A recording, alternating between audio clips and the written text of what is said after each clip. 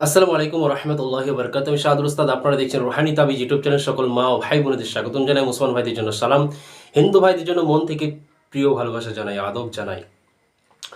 তো আজকে এমন একটা বিদ্যা আপনাদের শেখাতে চলেছি ইনশাআল্লাহ, খুব দুর্দান্ত বিদ্যা, যেটা ইউটিউব জগতে কেউ দিতে চাইবে না। জমি আদায় করা। আপনার শত্রু আপনার কাছ থেকে জোর করে গায়ে বল দেখিয়ে জমি আপনার কাছ থেকে ছিনিয়ে নিয়েছে।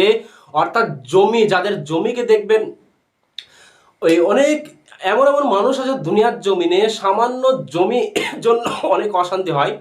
তো দেখবেন যাদের বিনা কারণে, অর্থাৎ আপনার নিজের জমি, আপনার নিজের ঘাম ঝরানো টাকা দিয়ে যে জমি কিনেছেন, সেই জমি দখল করতে যাচ্ছে তার গায়ের শক্তিতে। আপনি নিরুপায়, আপনার উপরে কোনো সাপোর্ট করছে না কেউ, আপনি নিরুপায়, সে আপনাকে দখল করে জোর করে তার আপনার জমি ছিনিয়ে নিচ্ছে। আপনাকে এমন একটা ক্রিয়া শিখিয়ে দেবো, যে ক্রিয়ার মাধ্যমে সে লুটিয়ে পড়বে ইনশাআল্লাহ, তার গা হাত জ্বলন সৃষ্টি হয়ে যাবে।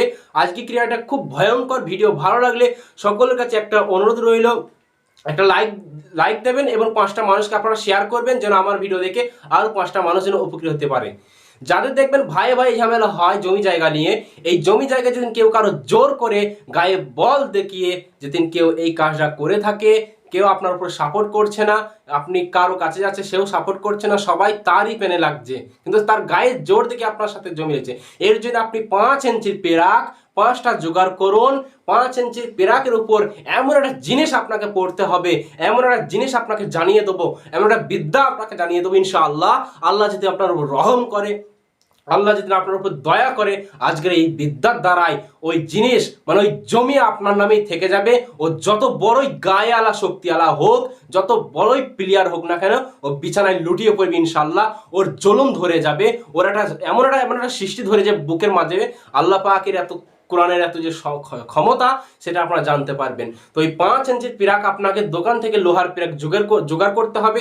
ওই 5 ইঞ্চির পিরাকের উপরে আপনাকে ইন্না শানি আকা হুয়াল, এই আয়াতটা আপনারা খাতায় নোট করে, আমি আস্তে আস্তে বলছি। ইন্না শানি আকা হুয়াল, এতটুকু।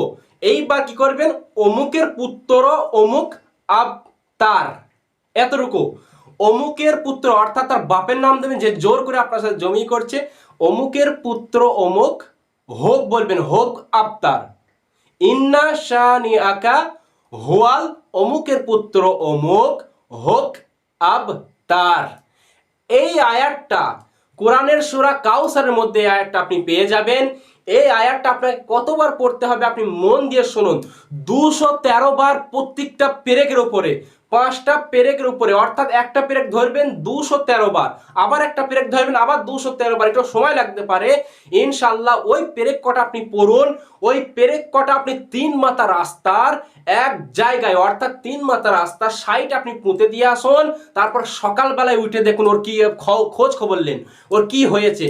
ওর বুকে জ্বালা পোড়া সৃষ্টি হয়ে যাবে, ওর কলজির ভেতরে জ্বালা পোড়া সৃষ্টি হয়ে যাবে, ও ছুটি ছুটি বেড়াবে, ডাক্তার বাড়ি যাবে, কিন্তু কোনো ডাক্তারের বাপের ক্ষমতা নেই ওকে ঠিক করার।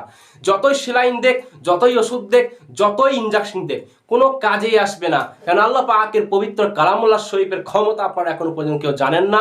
আপনি সবাই করেন, সবাইকে এজাজত পারমিশন দিলাম। ইন্না শাআনি আকা, অমুকের পুত্র অমুক হোক অবতার। এতটুকু আপনাকে কষ্ট মষ্ট করতে হবে।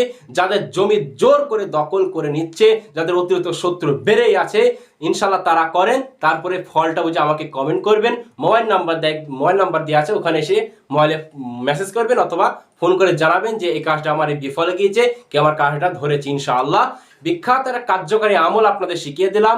যাদের দেখবেন এইরকম সমস্যা হয়েছে, আরো বিভিন্ন রকম শত্রু জ্বালা যন্ত্রণা আমি জানি অনেকজনা ভুগছে, কিন্তু কে কারো দুঃখ কে কার বুঝবে। যাই হোক, আমি যতদিন আছি ইনশাআল্লাহ এমন এমন বিদ্যা আপনাদের জানিয়ে দেবো ইনশাআল্লাহ, আপনারা যেন কাজ করে উপকৃত হতে পারেন। আর যারা বুঝতে পারবেন না, অবশ্যই মোবাইল নাম্বার দেওয়া আছে, মোবাইল নাম্বারে যোগাযোগ করবেন। ইনশাআল্লাহ যত বড় শত্রুই হোক, যত বড় প্লেয়ারই হোক, যত বড় তাকতওয়ালা হোক, ইনশাআল্লাহ কিছু আপনার হাতের মুঠোর মধ্যে চলে আসবে।